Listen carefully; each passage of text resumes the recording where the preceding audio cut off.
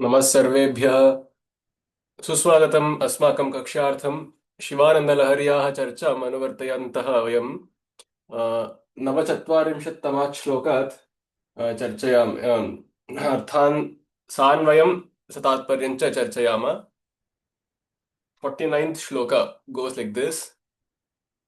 आनन्दामृतपूरिता हरपदाम्भोजालवालोद्यता स्थैर्योपघ्नमुपेत्य भक्तिलतिका शाखोपशाखान्विता उच्चैर्मानसकायमानपटलीमाक्रम्य निष्कल्मषा नित्याभीष्टफलप्रदा भवतु मे सत्कर्म संवर्धिता।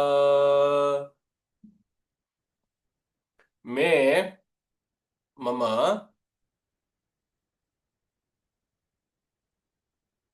सत्कर्म संवर्धिता निष्कल्मषा नित्याभीष्टफलप्रदा उच्चैर्मानसकायमानपटलीम् आक्रम्य शाखोपशाखान्विता हरपदाम्भोजालवालोद्यता आनन्दामृतपूरिता स्थैर्योपघ्नमुपेत्य भक्तिलतिका भवतु इति।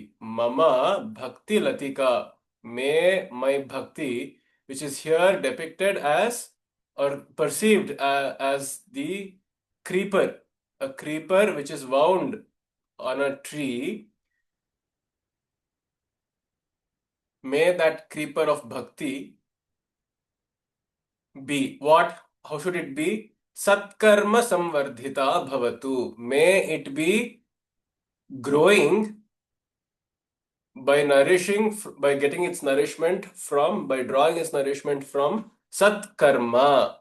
Sushtu karma, Satkarma. All good works, Punya Kelsa.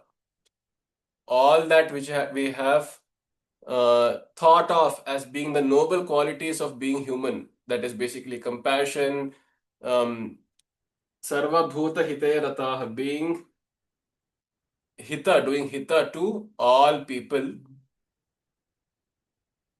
all creatures, Loka Samasta Sukhino Bhavantu. So, all such efforts in that direction, let it be, is considered to be Punya, and that is nourishing my bhakti. Just give me 1 second. Just making sure that the mic is on. All right.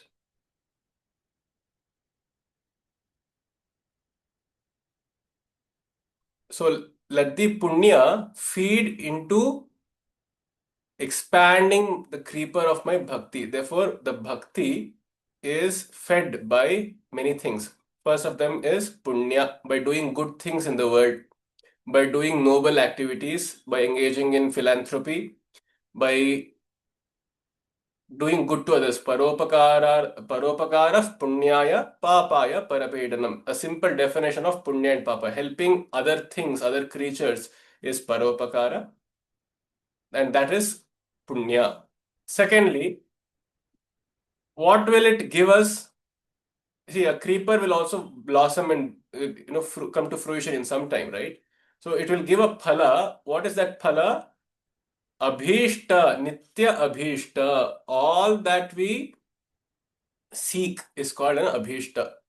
Yadyad vanchamahe tatsarvamapi, yadyad vanchama tatsarvamapi abhishtam. Abhitaha ichchamaha iti. We desire it, all our efforts for expansion, for growth, for being free of disease and death and fear and pain, all of that is abhishta. May it all be considered to be the fruit of my bhakti. May all such desires be fulfilled through my bhakti. And this creeper is a nitya phalaprada. It always gives. It always comes to fruition. It is perennial. It is not a deciduous forest creeper. It is an evergreen forest creeper. So it will always give me the required phala. And it is nishkalmasha. Nishkalmasha bhaktihi. So first of all, what is the benefit? I'll get anything that I wish to. abhishta.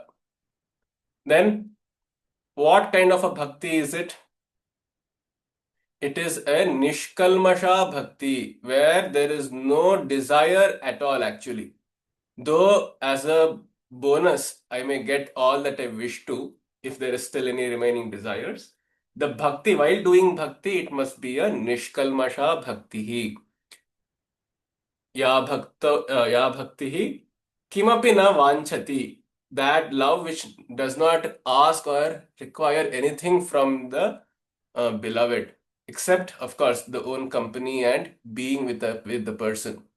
So that is itself is bhakti, and accepting that one single desire for companionship, that one single desire for union, and there should be no other material desires, or must not look at it as a transaction, merely as a business deal.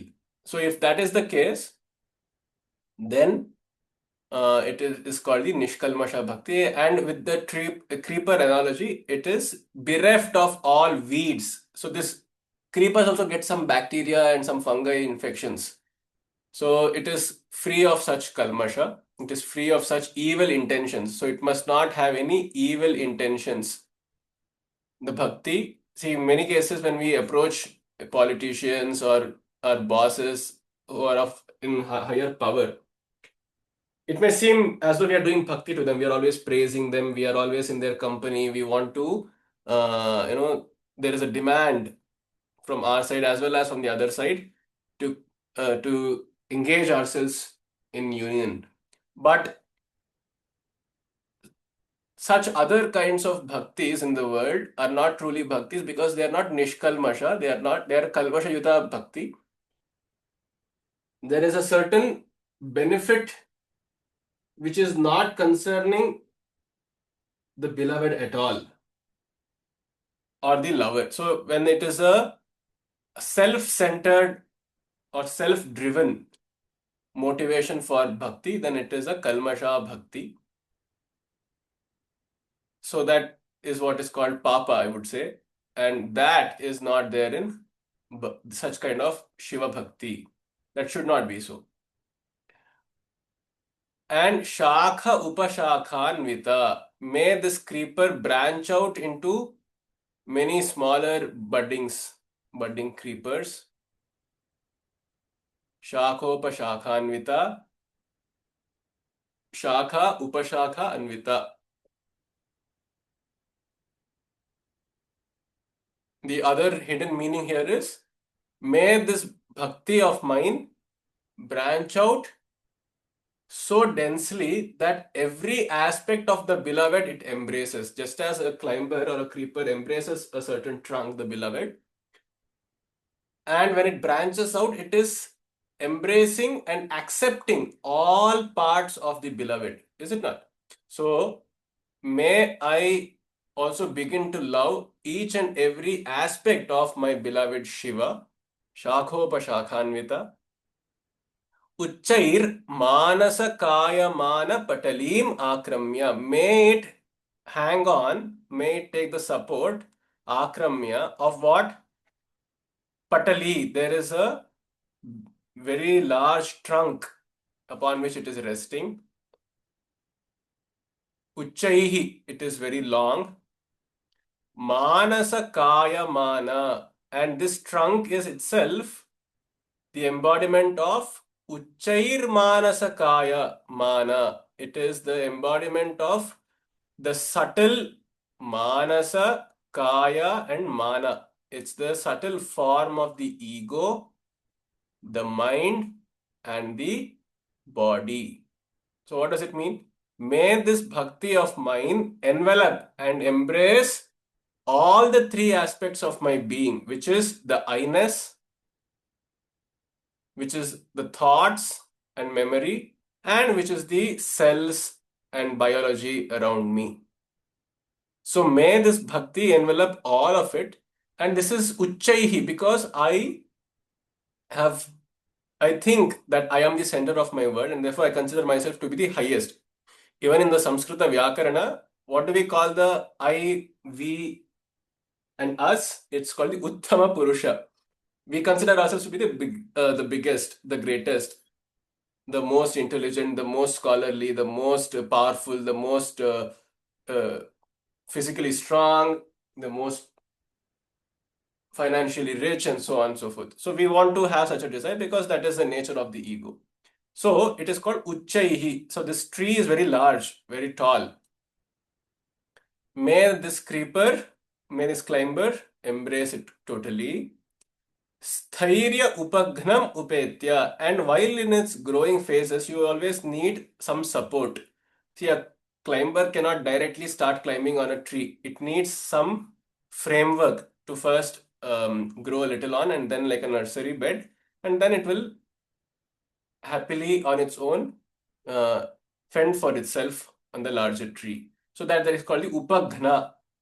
What is that upaghna that this bhakti needs? It needs sthairya. It needs confidence. So this is actually very important because in many cases we feel that the bhakti, when we do bhakti, we are uh, losing ourselves. We are falling in love when we are losing ourselves. So such a kind of love, though, is really good. It is really intense and very intoxicating. It may also be self-harming. So this bhakti towards Ishvara should be in such a way that it is born out of confidence and not out of low self-esteem. So this is called sthairya. One must be steadfast in one's own self-esteem. Sthairya. He must be sthira. He or she must be sthira. From that, bhakti will get a very nice support. Such a bhakti will be well supported and well nourished in its beginning phases, of course, and then it will climb around the entire ego, mind, and body. Ananda Amrita Purita, and while it is growing, it needs some water. Does it not? So, what is the water it is being provided with? It is Ananda Amrita. Ananda, happiness itself is the water. Amrita means Jalam, which is being provided here. Of course, the pun here is Amrita Ananda Purita, and this bhakti comes from a source of unending, undying joy. Amrita Ananda, undying, unceasing joy. So that is the true bhakti which is capable of providing Nitya Abhishta Phalaprada. And its origin is where? It comes from Amrita Ananda.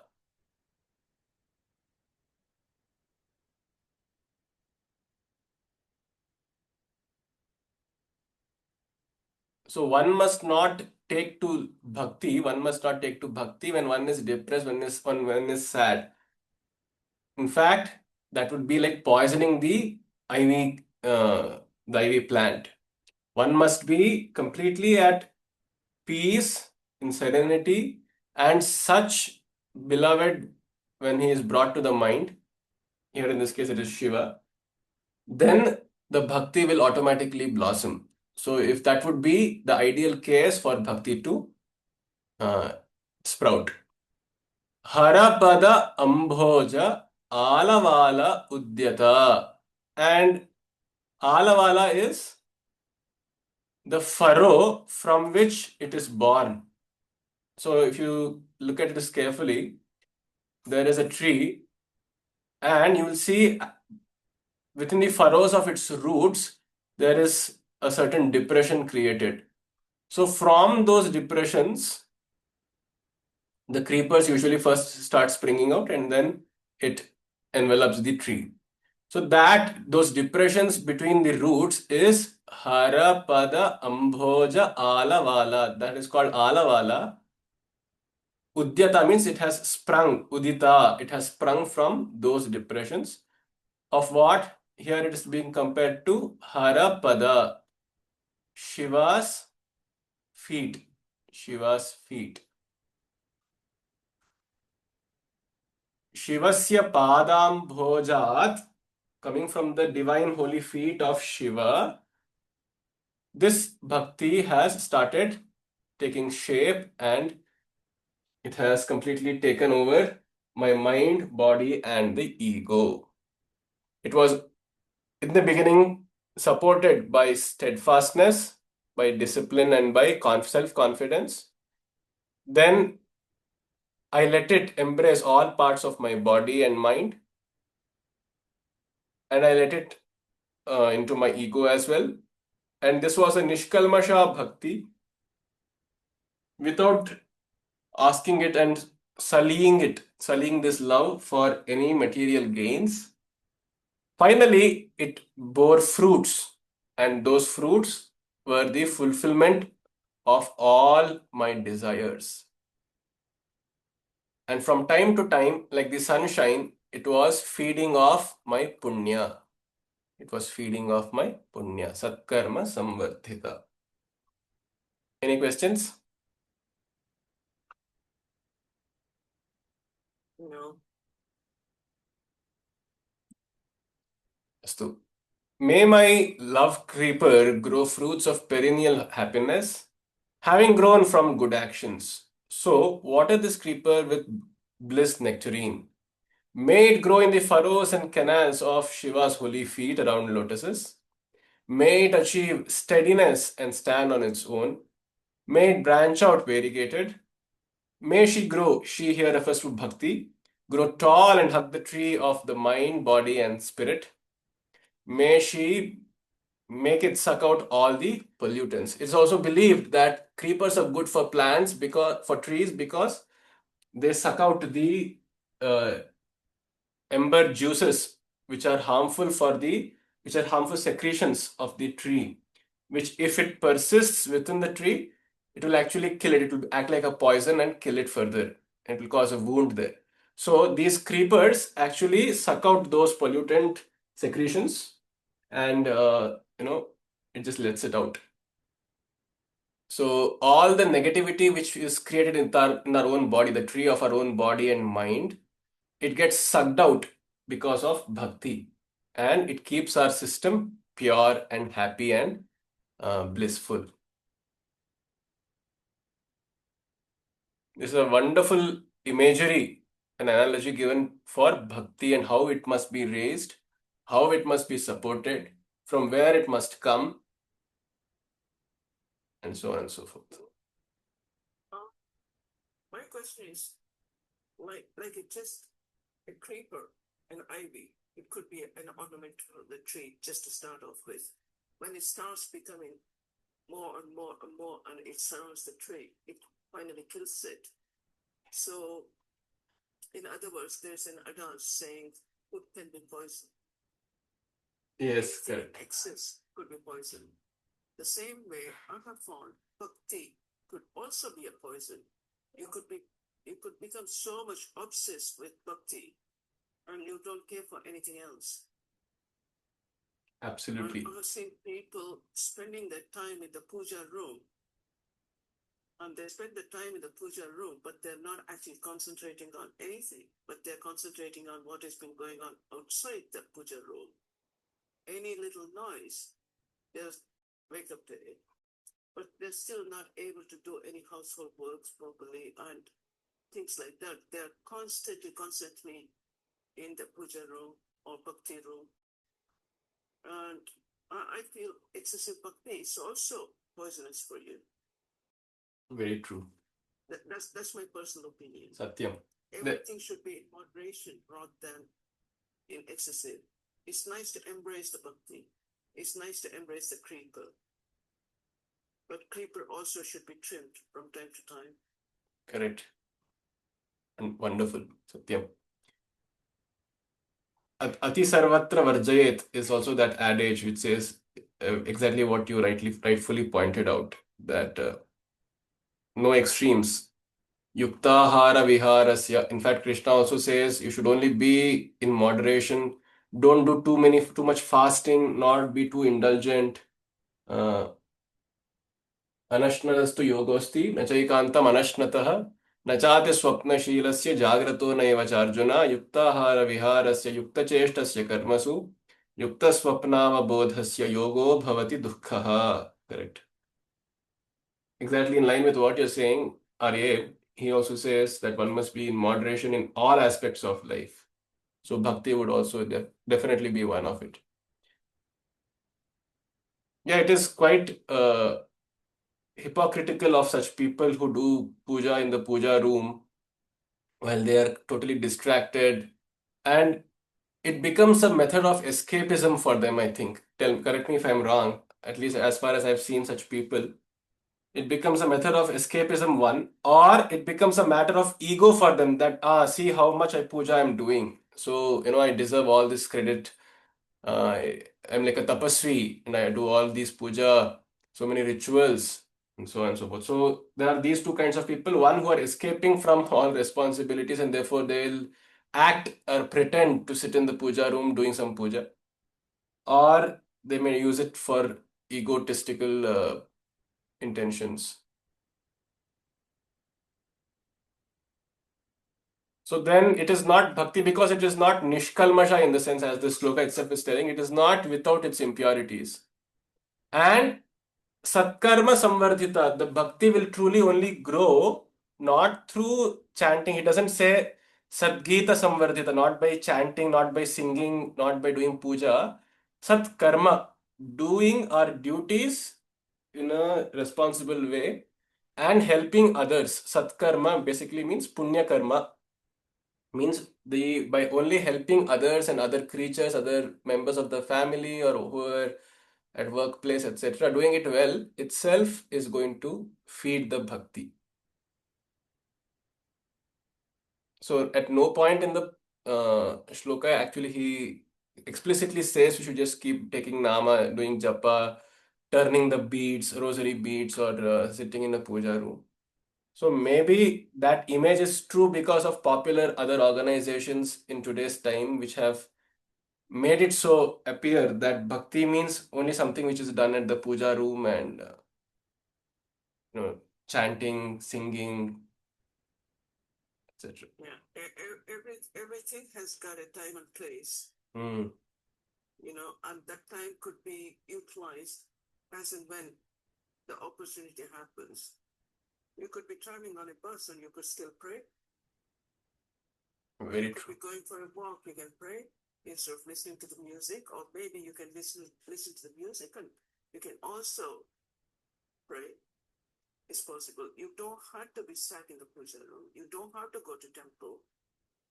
Correct. And especially in these days when it has become so commercialized, I don't know. I think I'm being skeptical here. No, I totally understand where it's coming from, and I myself also agree to it, to much part of it, yes.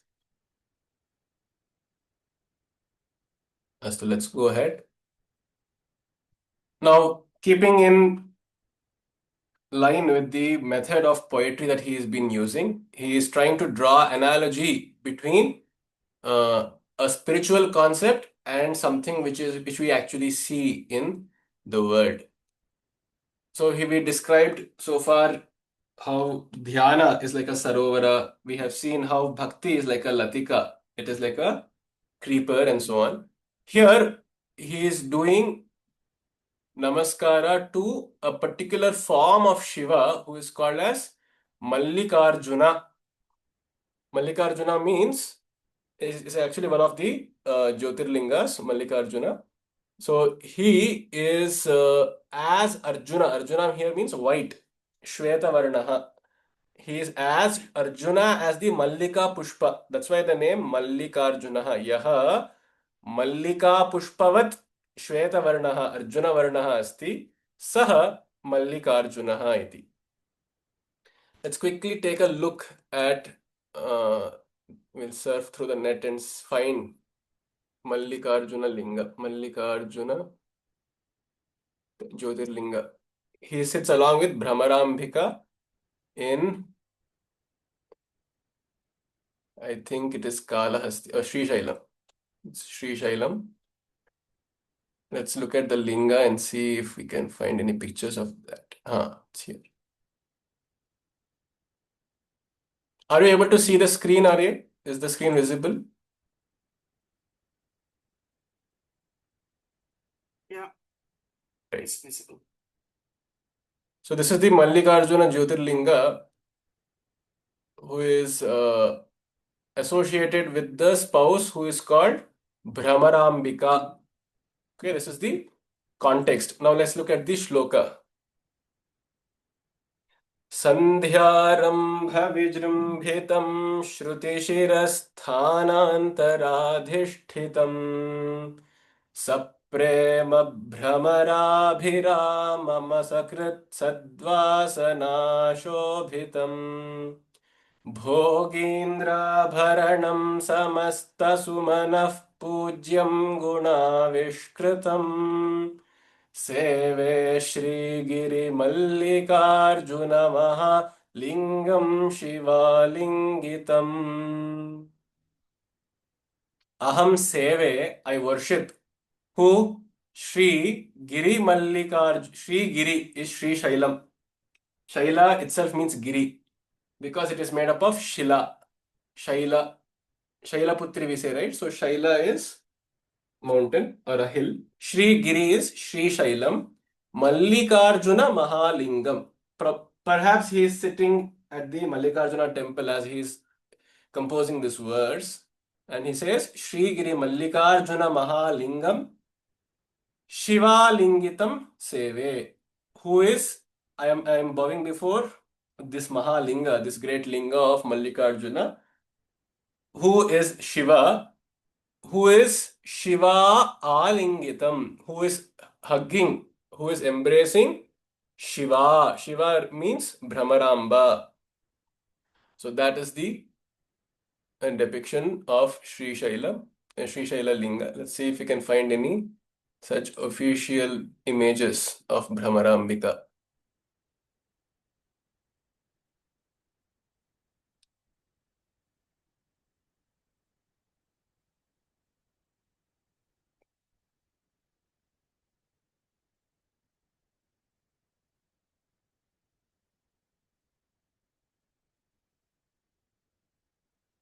So this is Brahmarambika, and while this is Mallikarjuna.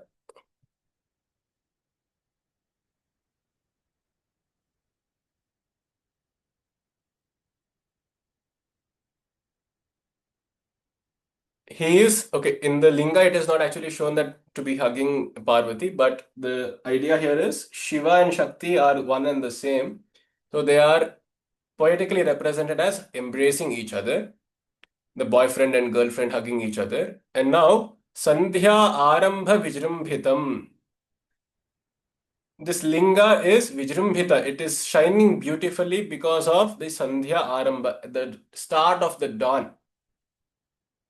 At around 5:36, as the light lucid rays of orange are hitting the sky and the temple, it is also hitting the linga, and he is Vijrumbhitam Shruti Shirasthana Antara Adhishtitam. And what is the sthana that he is occupying? He is occupying the sthana of Shruti Shiraha. The tattva of Shiva is Shruti Shiras. Shruti means Veda. Shiras is the head portion, which is also Vedanta.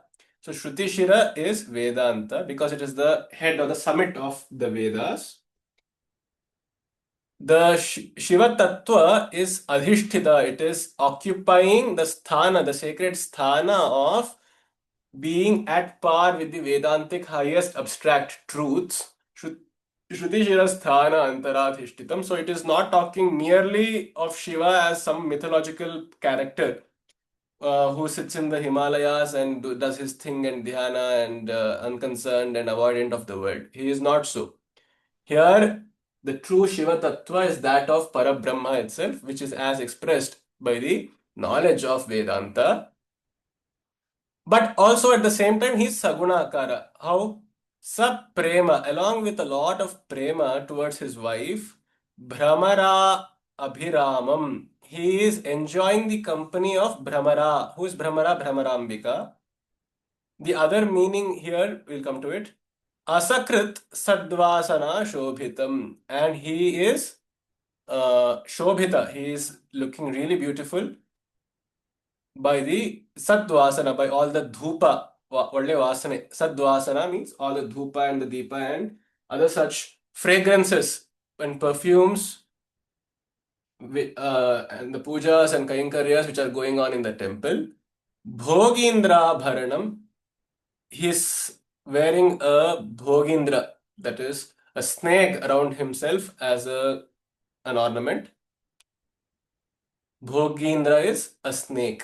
Samasta Sumanaf Pujyam, he is adored and admired by all the gods. Sumanas is gods. Samasta Sumanas is all the gods.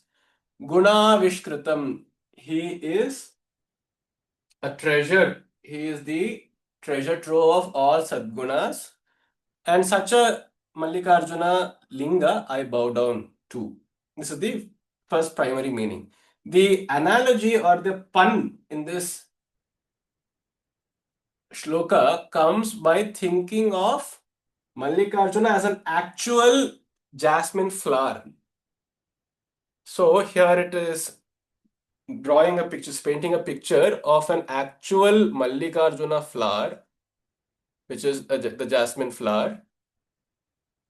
There's this jasmine flower, a very beautiful jasmine flower, which has bloomed at dawn. Sandhya arambha vijrumbhitam. Shruti shirasthana antaradhishatam. And where do people wear this? They wear it on their ears. So Shruti is ears. So this jasmine is adorned at the ears of people.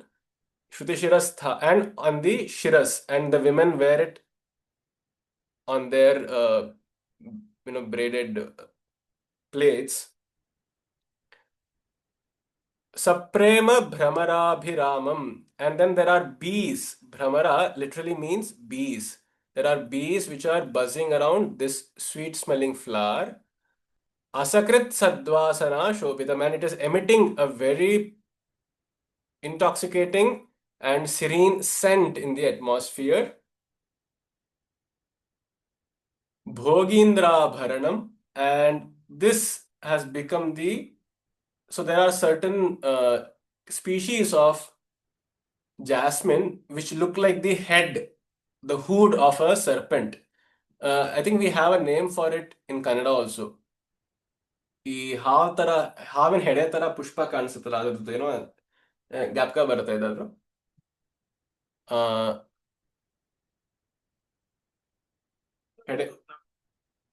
ಹೆಡೆ ಪುಷ್ಪ ಅಂತ ಏನೋ ಹೆಸರೇ ಬರುತ್ತೆ. Okay, anyway, so there are a certain species of this jasmine itself which look like the head, the hood of a snake. So it is called Bhogindra Abharanam.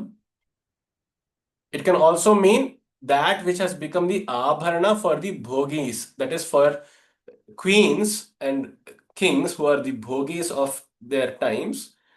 Because jasmine is still costly even now, and it was also costly even back then, that only the kings and queens and of royal lineage could afford it. So it means it has become an ornament only in the royalty. Bhogindra Bharanam. Samasta Sumanaf Pujyam. And Sumanas can also mean flower. So this jasmine is said to be the queen of all flowers. So all the other flowers, other species of flowers are bowing before this jasmine. Samasta Sumanaf Pujyam and Guna Vishkritam. And how do you make a garland out of this jasmine? By threading through it many flowers, right? So that Guna means a thread. Guna Avishkritam, it is bound by a thread. And such a Girimallika. And there is a particular species of this jasmine which grows only in the hills. So I consume or I smell such a flower which grows only in such hills, which is very white, Mallikarjuna Mahalingam, which looks like a linga. In its bud form, it looks like a linga. And Shiva Alingitam. And Shiva here means auspiciousness, which is a symbol of great auspiciousness. See the beautiful wordplay. At the same time, he is describing two scenarios. One is actually Mallikarjuna, that is Shiva at Sri Shaila. At the same time, if you read it in a different context, it can just be a poem about the jasmine flower. This is the wordplay mastery that Adi Shankaracharya commands.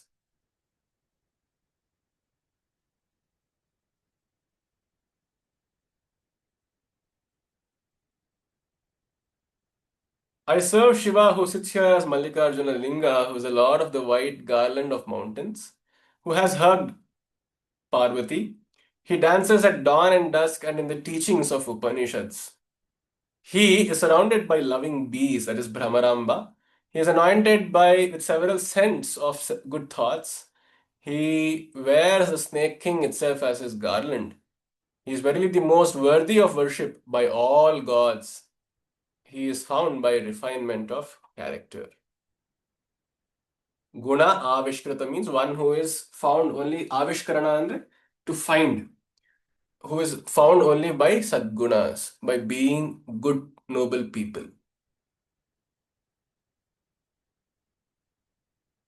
Would you like to share any opinion, Arya, at this point? No, it's a bit tense thing for me to understand. I must go through it again. Sure, Do sure, it later. sure. Thank you. धन्यवाद. भृङ्गीच्छानटनोत्कटः करिमदग्राही स्फुरन्माधवाह्लादो नादयुतो महासितवपुः पञ्चेषु नाचादृतः सत्पक्षः सुमनो वनेषु स पुनः साक्षान्मदीये मनोराजीवे भ्रमराधिपो विहरतां श्रीशैलवासी विभुः. This is a direct shloka, personally not really very inspiring and not very filled with too many alankaras. It's just a direct shloka on describing Sri Shailavasi, the one who resides in Sri Shaila, which is Mallikarjuna, Vibhu, who is the Lord. What is he doing? Bhringi cha natanotkataha. Utkata is unmadaha, who is engrossed, who is completely lost his mind in the dance, natana, to Bhringi cha, Icha natana. He is just dancing without any choreography. Icha natana, to who? Because Bhringi is playing the drums and the dhakka and all that. So he has just lost his mind and completely just unchoreographedly he is dancing.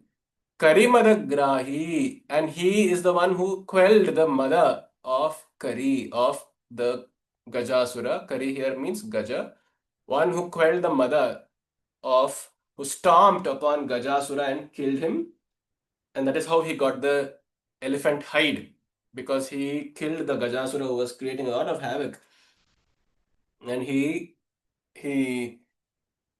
slayed him, and then he tore off his hide from the elephant and he wore it as a symbol of complete mastery over all. See, elephant is the largest land animal, right? So the metaphor here is that he is the Shiva is the lord of all animals, and all animalistic instincts too. Karimadagrahi Sphuran Madhava Ahladaha. And he is Ahlada, he is happily smiling to Madhava. Madhava is Vishnu. He is, because Vishnu is also playing the is one of the accompanying musicians. He is the Pakavads, and he is happily singing and dancing to that. Nada Yutaha. Again, he is going with the beats. Nada Yutaha. Mahasita Vapuhu. And how is Shiva looking? He is described to be the most fair of all gods. Mahasita is Shweta. Vapuhu Shariram. Mahasita Vapuhu. Almost transparent like white color body he has. Actually not blue. Contrary to what we actually see Shiva to be in most depictions. He is actually Mahasita Vapuhu. He is actually Shuddha Sphatika Sankasham. Very white and fair he is. Only his neck is bluish dark color because of the poison. Otherwise, how would you even make out if he's Neelakanta, if his entire body itself is Neela? So he is Mahasitavapuhu, Pancheshuna Acha Adritaha, and he is worshipped by Pancheshu. Pancha Ishu is the five-arrowed being. Who is that? That is Kamadeva. He is worshipped by Kamadeva because Kamadeva fears Shiva. He had earlier had a very bad experience with Shiva. So he is bowing in reverence as well as out of fear. Satpakshaha, he takes the side of all good people always. He never sides with the demons, as is again popularly depicted. He is not the one giving boons to the demons. Let it be clear today on record that all those demons that we think actually got vara from Brahma, and none of the asuras themselves actually knew much about Shiva because they always know that Shiva is engrossed in his tapas. He is very sublime and hard to reach. So none of them did tapasya to Shiva, not to even Vishnu. They always do tapasya to only Brahma because they think of Brahma as their father, as their grandsire, who is the Prajapati. And as a father, though a father is hard to be pleased as compared to the mother, at least he will take our side finally.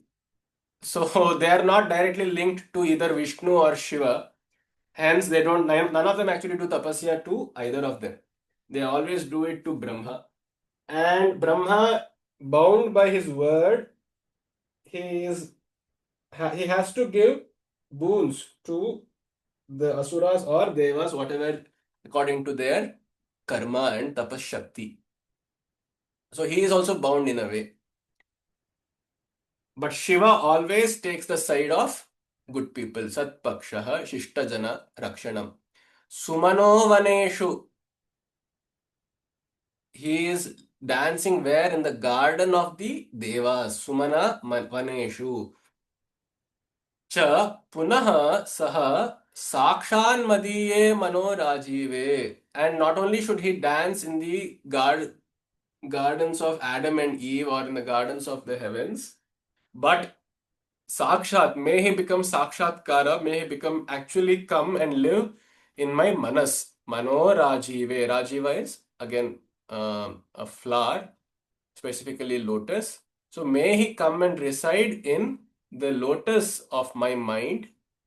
Again, it's a reference to Sahasrara. It could also be a reference to the Ajna Chakra because Manas is the Adhisthana of Ajna Chakra.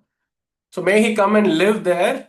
Brahmaradhipaha, this Brahmaradhipa, who is the spouse of Brahmaramba, Viharatam, may he rejoice and revel within me. Who? This Vibhu, who is Sri Shailavasi, the God, the Almighty God of Sri Shaila.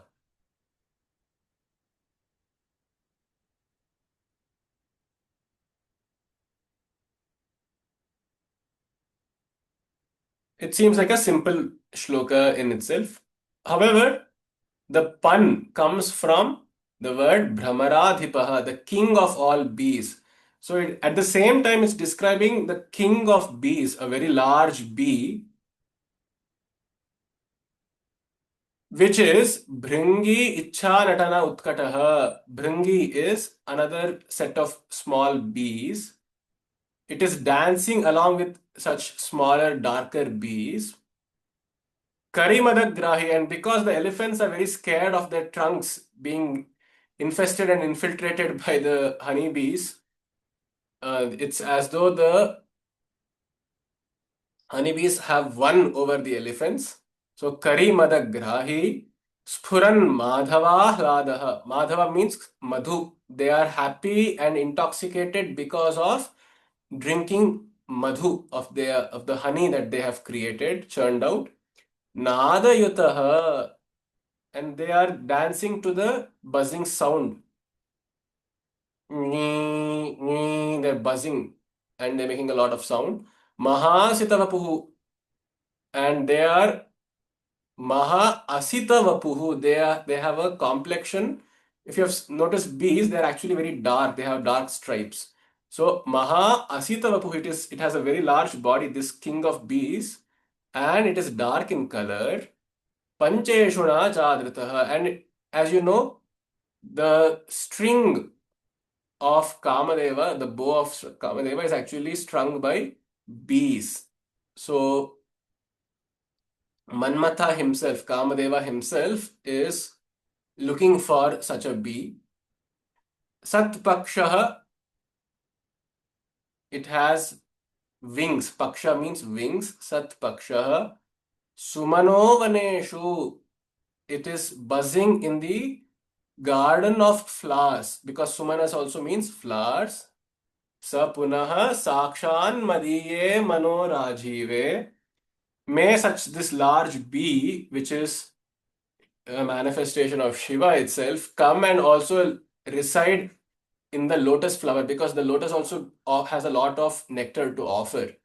So may it come and buzz in this flower and may it permanently be in this lotus flower itself.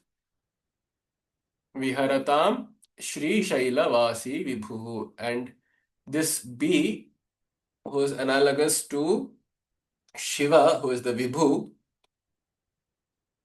this bee, which is erstwhile a resident of large giris, because if you have seen, there are huge bees, there are wild bees which are very big in size.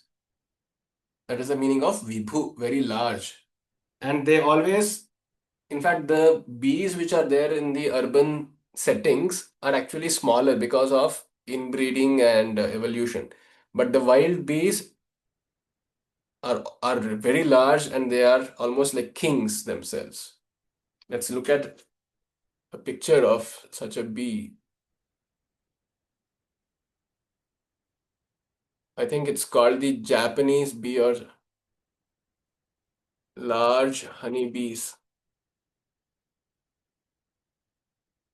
These are called mountain bees, I think.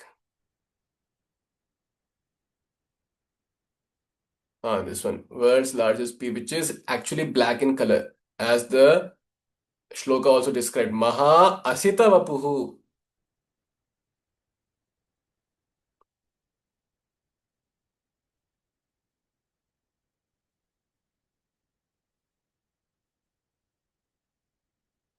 And so the bees are collecting the nectar from flowers. Sumano Vaneshu Sa Punaha. And like you can see in the hills and mountains, these bees are very large. They form huge nests, very vast nests.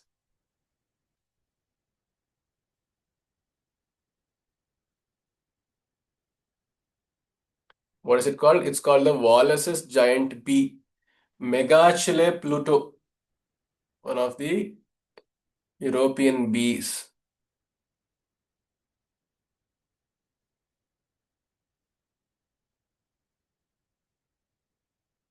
See, they live in mountainous terrain of three islands in the north near the equator. In fact, Sri Shaila also is just very close. In fact, India itself is very close to the equator. It comes in the equatorial region, and Sri Shaila is a mountainous region too. So beautiful how he is drawing parallels between two different things. So interesting. The creatures which were there before and they're still here. Correct.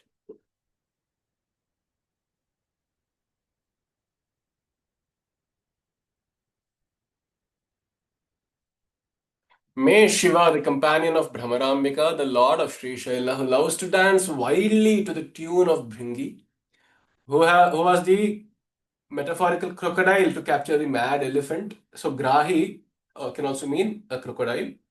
So it's known that a crocodile is the arch enemy of elephants because amongst the land animals, the king is elephant, whereas amongst the water animals, it is the crocodile. And they always have this sparring between the two. You would have heard of the famous Gajasura incident also from the Vishnu Purana, where an elephant steps into the pond to drink water, but it gets captured by crocodile. So they are both masters in their very own domains. Nobody can beat an elephant on the land, and nobody can therefore also similarly beat a crocodile in water. They are the best in their element. So he was the crocodile, so to speak, which captured and subjugated the great demon Gajasura. And he also enjoys seeing a sparkling Vishnu.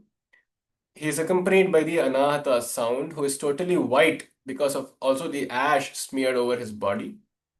He is worshipped by the lord of desire Kamadeva, who always sides with the good, who struts around majestically in the forests of the gods, whimsically playing about in the lotus of my mind.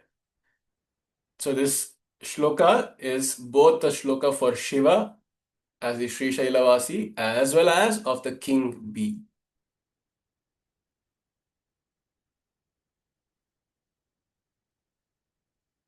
कारुण्यामृतवर्षिणं घनविपद्ग्रीष्मच्छिदाकर्मठम् विद्यासस्य फलोदयाय सुमनः संसेव्यमिच्छाकृतिम् नृत्यद्भक्तमयूरमद्रिनिलयं चञ्चज्जटामण्डलम् Shambho वाञ्छति नीलकन्धर सदा त्वां मे मनश्चातकः। हे शंभो, हे नीलकंधर, सदा मम मनः चातकः वत् त्वाम् एव सदा वाञ्छति. सदा वाञ्छति, it craves for you alone, who, my mind, which is like the chataka bird. A chataka, let's look at how the chataka bird looks.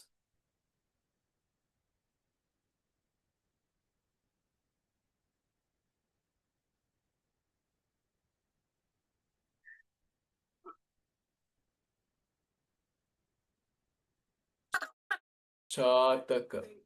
Huh. Here, Wi-Fi is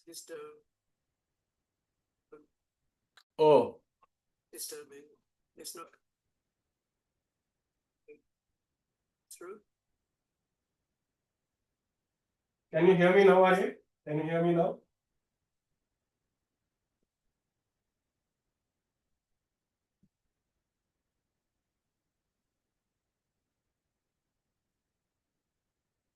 Am I audible now?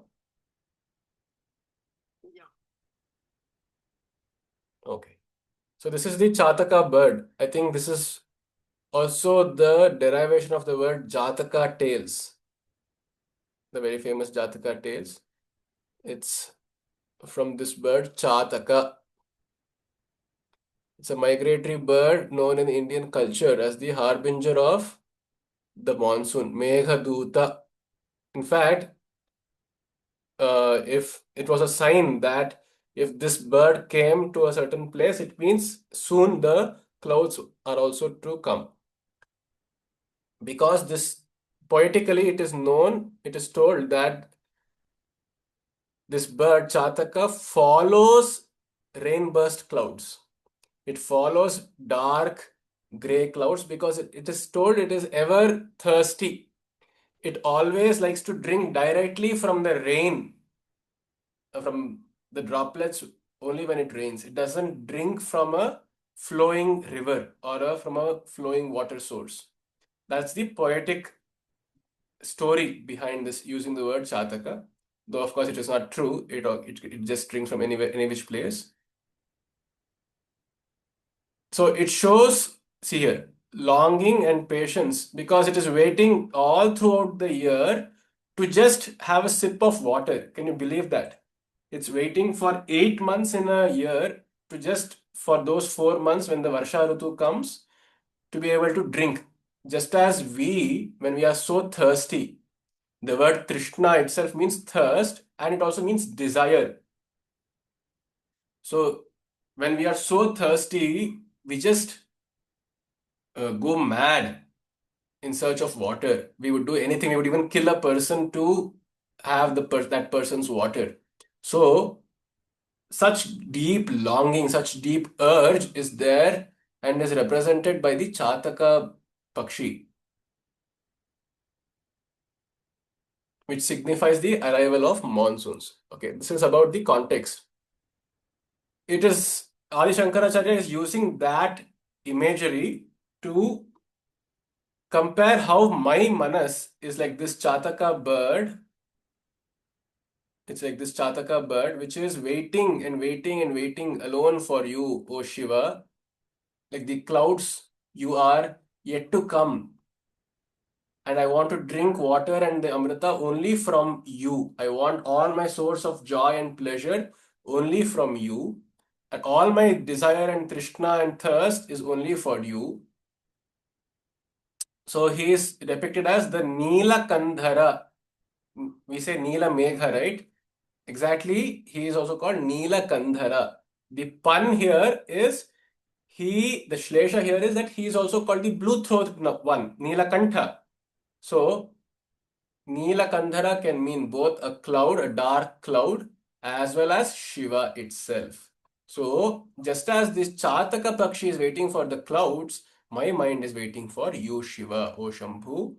For what? Karunya Amrita Varshinam, because you are going to do a Varsha of Karuna, of compassion, and of Amrita, of immortality.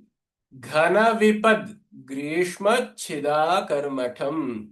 You are karmatha, you are ever engaged and you take on the responsibility to do what? Chida, to destroy the Grishma, to destroy summer. Because when monsoon comes, it is technically destroying and marking the end of summer. So, Ghana Vipad Grishma, where in summer there was hardly any clouds because Grishma was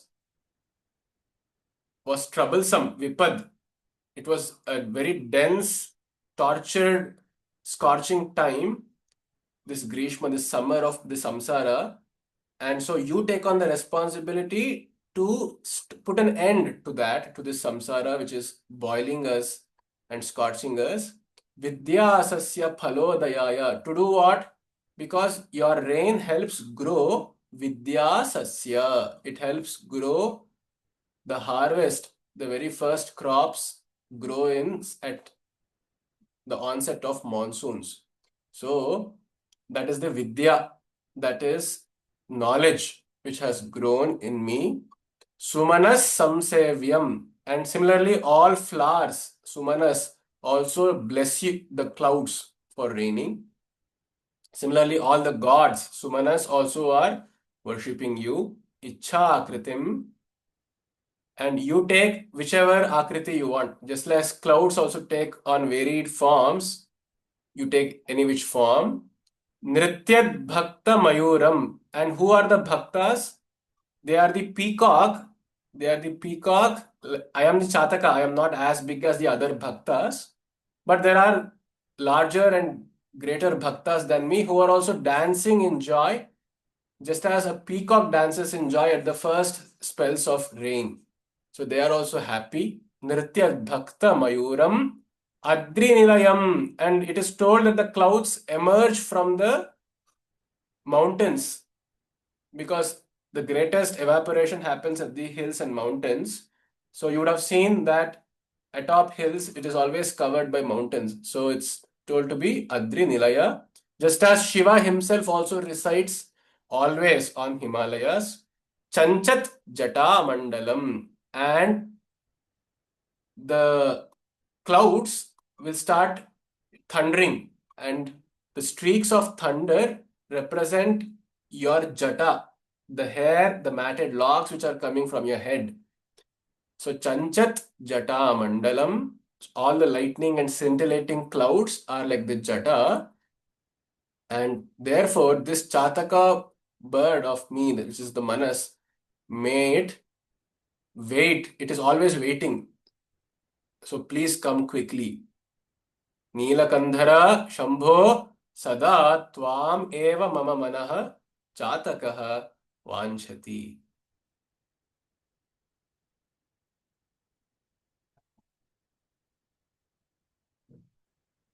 It's a beautiful verse, comparisons which is quite nice, but I need to go. So, Right, right. Please carry on, Ari. Please carry on. okay. धन्यवाद. धन्यवाद.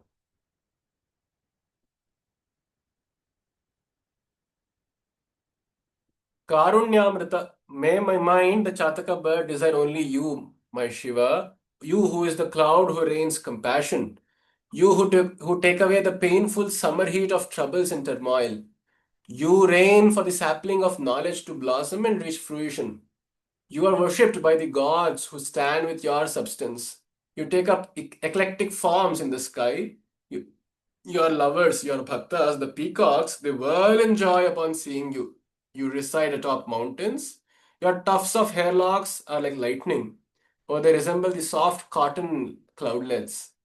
O blue throat Shambhu, you indeed are the cloud for my mind, the Chataka.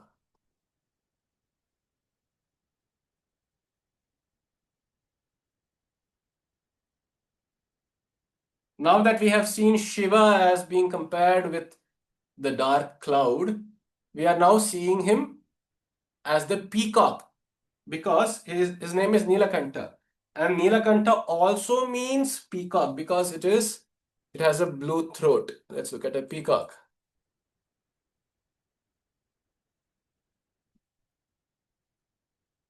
You see, it's also Nilakanta. So what is the description and comparison drawn between the two here? Akashena shikhi समस्तफणिनां Netra कलापीनतानुग्राहि प्रणवोपदेशनिनदैः केकीति योगीयते श्यामां शैलसमुद्भवां घनरुचिं दृष्ट्वा नटन्तं मुदा वेदान्तोपवने विहाररसिकं तं नीलकण्ठं भजे. तं नीलकण्ठम् अहं भजे. I worship Nilakantha Rudra because of his throat, which was turned bluish black of the poison, owing to the poison. But now I worship him in the form of a peacock because Akashena Shikhi, he has turned the entire Akasha itself into his Shikha. Shikha are the tufts of hair which this peacock has. This is called Shikha. So this is called the Shikha. Akashena Shikhi, he has turned the Akasha itself into the peak, the hairs on his head. Akashena Shikhi, and because he also has the Jata, which looks like this. Samasta Phaninam Netra, and he is afraid, sorry, he is feared by all the Phani, all the snakes, because a peacock also eats up snakes. It eats up snakes. So it feeds on snakes. Therefore, Phaninam Netra, all of the snakes have an eye on him. So he has become the apple eye, so to speak, of all the snakes. Samasta Phaninam Netra, Kalapi Nata. Kalapi is one who has this feathers. Kalapi, because of his matted hair. Kalapi Nata Anugrahi. And for those who have fallen at your feet helplessly, Anugrahi, you do an Anugraha. Just as a peacock here picks up smaller birds which are at its feet, it picks out smaller birds from its feet. Nata Anugrahi. Pranavopadesha Ninadaihi. And you do what? You give the Pranavopadesha. You just imbue all of your bhaktas with the singular knowledge of Om, of Pranava, and what its deeper meaning is. Similarly, the peacock also is doing a ninada. It is singing. It's making a scream of Pranava, of new screams. Pranava means ever changing, ever new, ever innovative sounds it is making. Ki iti yogiyate. He who is singing like this, ke. And Shyamam. And when does the peacock dance? It dances when it sees a cloud approaching because it is going to rain soon. And that is a grey cloud, Shyama, who is Parvati herself, because she is also born in the Himalayas. She is also born in the mountains, just as clouds are. Shaila Samudbhavam, Ghana Ruchim, who is like the clouds. Drishtva Natantam Muda. This peacock of Shiva is dancing because of seeing Parvati. Vedantopavane Vihara Rasikam. And all these peacocks are usually there in gardens. They are not there in forests. They are there only in gardens. Vedanta Upavane. And such a civilized place is of that of Vedanta of Upanishads, where there is enough nature but not too much nature, nor is there too much civilization. So that is Vedanta Upavane Vihara Rasikam. And the peacock loves to be in garden. Of what? Of Vedanta itself. Of being in total union with Brahman. That is the very message of the Vedanta of all the Upanishads. Vedantopavane Vihara Rasikam. Tam Vihara Rasikam. One who loves to spend and while away his time by being in such gardens. Tam Neelakantham Bhaje. I worship such a Neelakantha.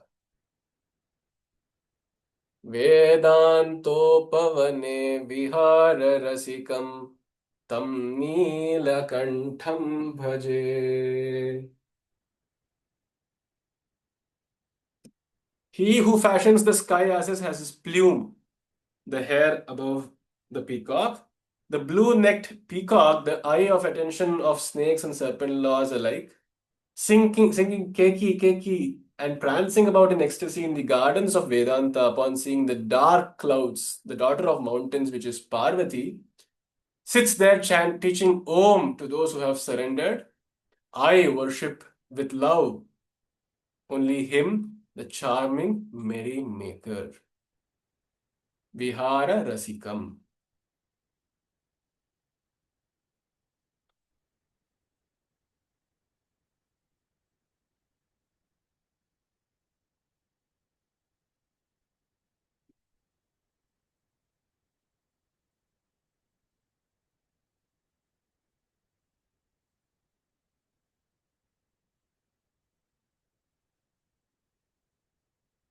Moving on, we have another description of Shiva himself as the peacock again. सन्ध्याघर्मदिनात्ययो हरिकराघातप्रभूतानक ध्वानो वारिदगर्जितं दिविशदां दृष्टिच्छटा चञ्चला भक्तानां परितोषबाष्पविततिर्वृष्टिर्मयूरी शिवा यस्मिन्नुज्ज्वलताण्डवं विजयते तं नीलकण्ठं भजे. संध्या घर्मदिनात्ययः. घर्मदिना अत्ययः संध्या.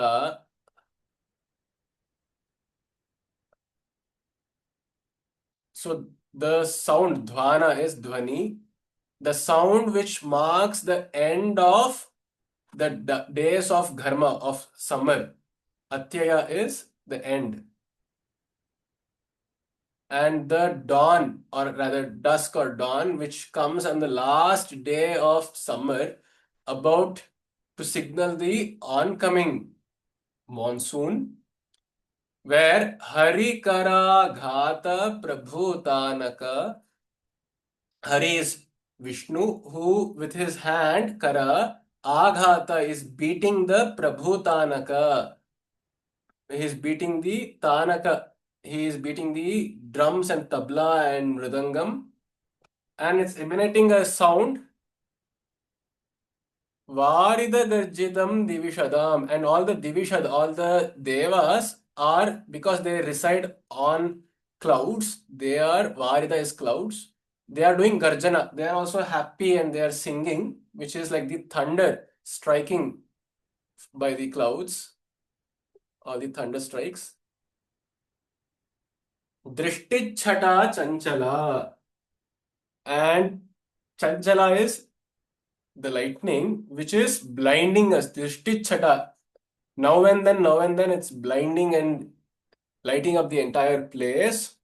Drishtichhata Chanchala. Bhaktanam Paritosha Bashpa Vitatihi Vrishtihi. And that rain which comes, Vitatihi, which is expansive, representing the Bashpa, the tears coming flowing down because of paritosha, happy tears, ananda bashpa of the bhaktas. All the bhaktas are so happy that they start crying, and that is the rain coming down, vitatihi, vrishtihi, and that is the rain for the Mayuri Shiva, as the peacock is dancing, which is Shiva itself. Yasmin ujjvala tandavam vijayate, and this Mayuri, this peacock, is when it is dancing, when it is doing the Tandava, Ujjvala Tandavam, it is dancing really happily, ecstatically. Yatra Tandavam Vijayate, and there is a great sense of victory over this entire universe, over this entire Jagat and Dukkha, as the steps of peacock are stomping all the suffering and turmoil that we are experiencing. Vijayate tam Neelakantham bhaje. I bow down to that peacock who is Shiva itself.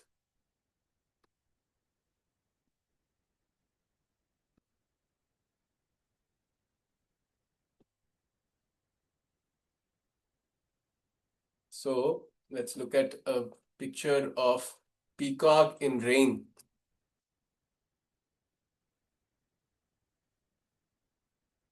Evening.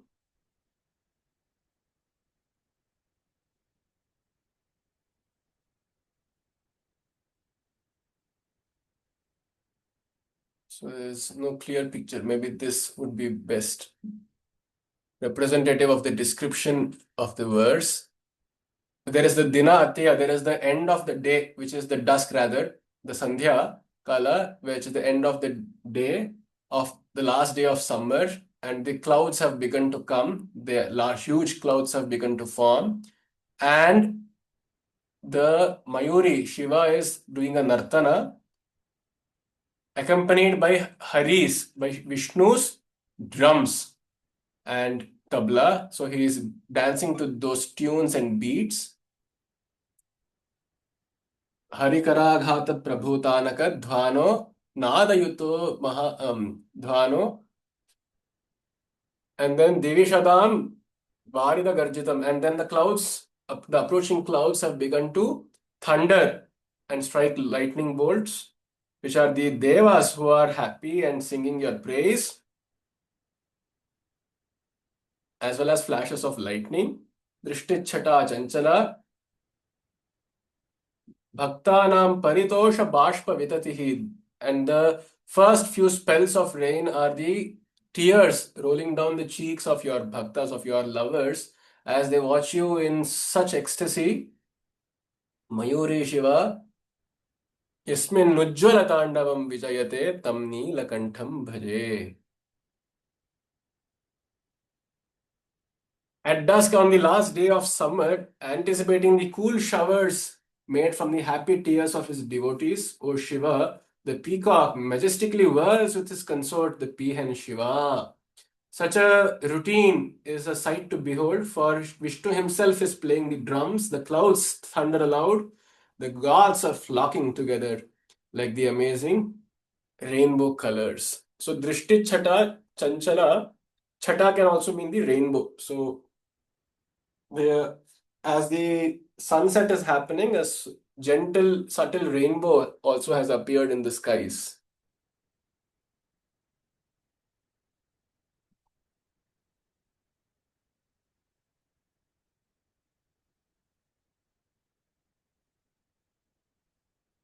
आद्यायामित तेजसे श्रुतिपदैर्वेद्याय साध्यायते विद्यानन्दमयात्मने त्रिजगतः संरक्षणोद्योगिने ध्येयायाखिलयोगिभिः सुरगणैर्गेयाय मायाविने सम्यक् ताण्डवसम्भ्रमाय जटिने सेयं नतिः शम्भवे.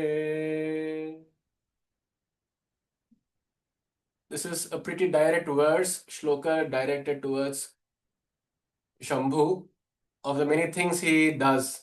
Adhyaya, he is the foremost primordial. Adhyaya, Amita Tejase, to him who is of immense beauty and glory and power and light. Amita Tejase, Shruti Padair Vedyaya, who is known through the Vakyas of Vedas and intuition.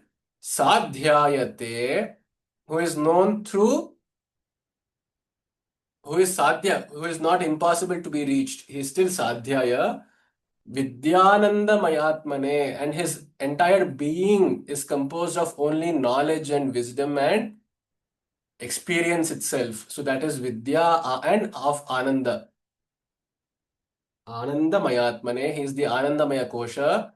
Tri Jagataha Samrakshana Udyogine, who is ever ready and with his belt on and his socks in, with his shoes on, ever ready to save people, be like a hero to the entire Trijagat, all the three worlds. Dhyayaya, he who must be meditated upon, who is most worthy of meditation. Akhila yogi bhihi, by whom? It doesn't take any layman to just start meditating. It is all yogis. One must first of all have the qualifications of a yogi and or yogini, and then one must meditate upon him. Suraganair geyaya,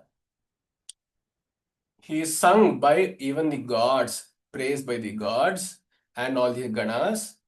Maya Vinay, who is the Lord of Maya, who has Maya under his control, under his command. Maya Vinay. Samyak Tandava Sambhramaya, and he who is dancing very beautifully. And there is a Sambhrama, there is a festivity, there is a mood of festivity, and also his steps are very confusing. So it's not, it's unchoreographed. So it's Sambhramaya Jatine, who he has the, to he who has the locks, and Sa Iyam Natihi. And this Nati, this prostration, this salutation, I make to Shambhu. A very self-contained, self-evident, simple words. To the first, to the one with unparalleled brilliance, to the unknowable object of the Vedas, to the noble object of the Vedas, to the achievable, to the soul immersed in the bliss of knowledge, to the protector of the three worlds, to the object meditated upon by all the seers, to the one sung by the gods, to the master of mystery, Maya Vinay, to the whirling dancer, to the bewildering whirling dancer, to the matted locks bearer, to Shambhu, my prostrations. Let's look at a picture of Shiva in Tandava. Shiva in Tandava.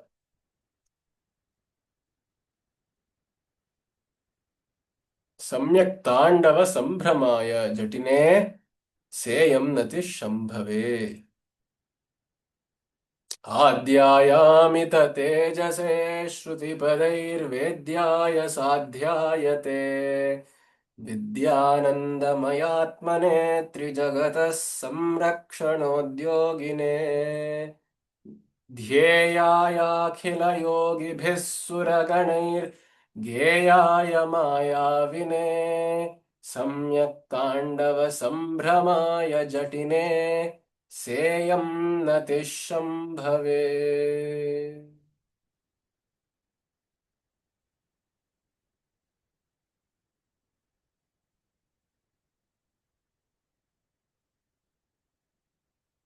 Another verse describing his Tandava.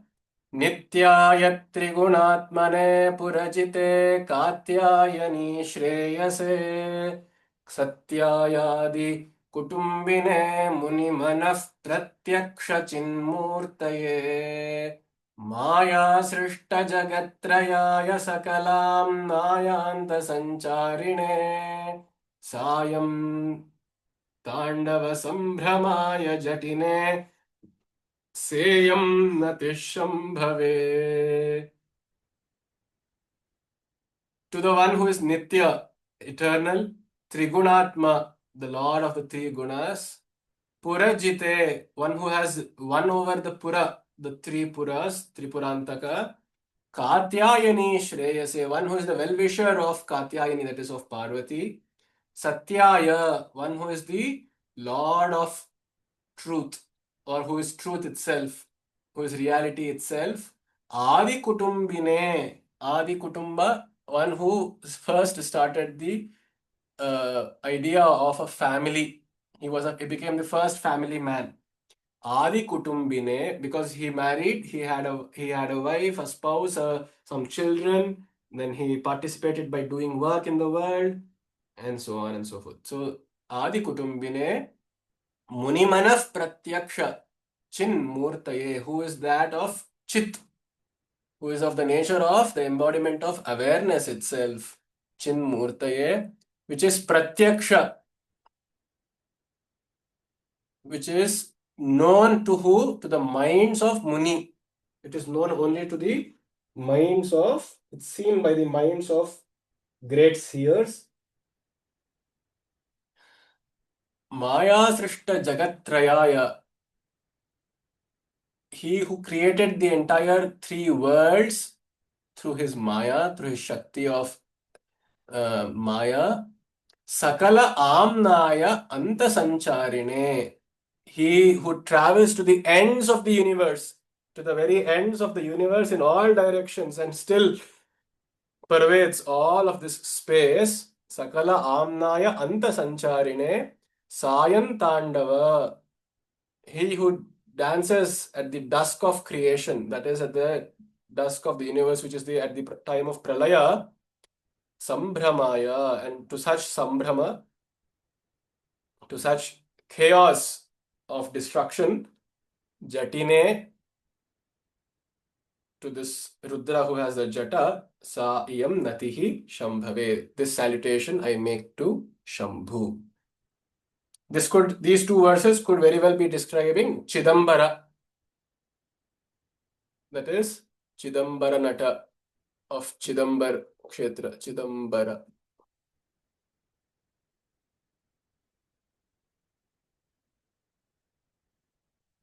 So this is the very famous idol, the Murti of Chidambareshwara, he who dances wildly in space, causing the end of the universe.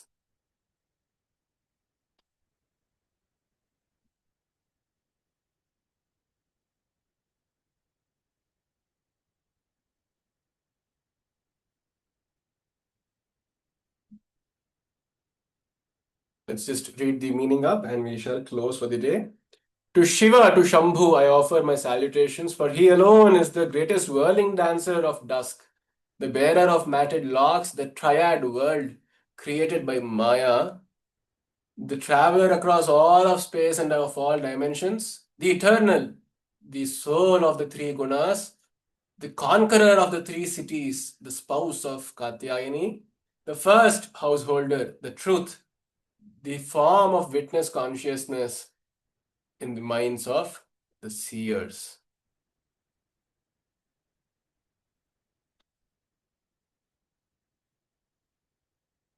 अस्तु अग्रिमकक्ष्यायां मेलिताः स्मः. नमो नमः.